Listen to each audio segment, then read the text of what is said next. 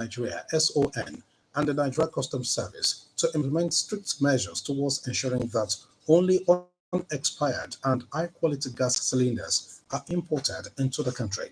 The resolution followed the adoption of a motion by Honorable Aderemi Oseni. Honorable Otseni expressed deep concerns over the rising incidents of gas explosions, which have resulted in multiple deaths, severe injuries, and the destruction of property worth billions of naira. The lawmaker also attributed the frequent explosions to the influx of expired and substandard gas cylinders and kits, which continue to enter the market due to the negligence of the SON and customs officials at the nation's ports and borders.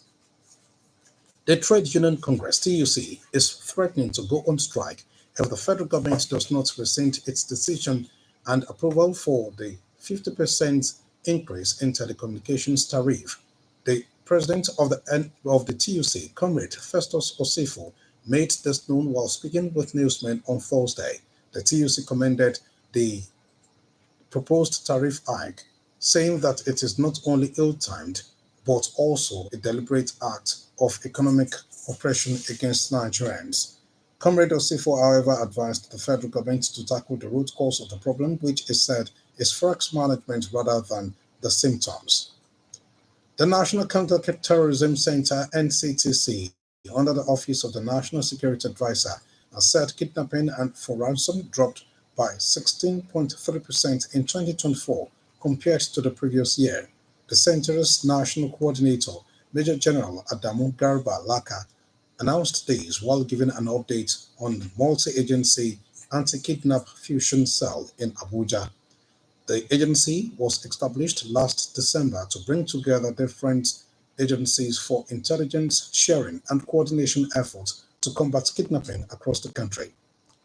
Back home, the Ogun State Governor Prince Takwa Abiodun has described the transition of the Alaperu of Iperemo, Oba Adeleke Adelekun Idowu Basibo, as deeply shocking and irreplaceable personal loss. Governor Abiodun, who is a prince of the Iperemo Kingdom, added that though he is still trying to come to terms with the news of the passing of the royal father, acknowledged the Immutability Council of the Almighty God, whose decision on human lives no one can question.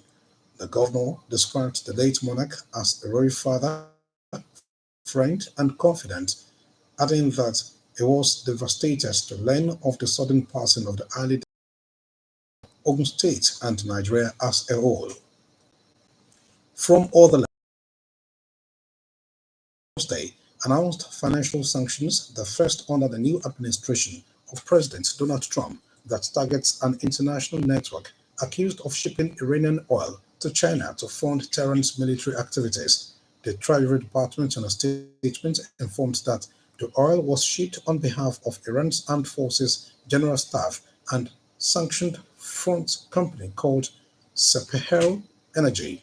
According to the department secretary, Mr. Stock Bessent, the Iranian regime remains focused on leveraging its oil revenues to fund the development of its nuclear program, to produce its deadly ballistic missiles and unnamed aerial vehicles, and to support its regional terrorist proxy groups.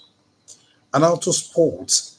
Speculations about the Golden Eaglet making the court for the 2025 Under-17 AFCON in Morocco have eventually been crushed after the Confederation of African Football announced plans to complete the slots for this year's expanded tournament and looked over Nigeria.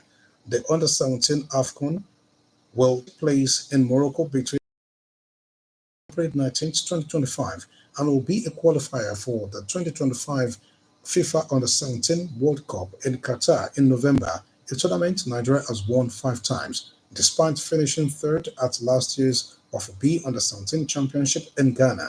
The Golden Eaglet fell short in the qualifiers, with the Ivory Coast as winners, as well as Burkina Faso picking automatic spots in the region.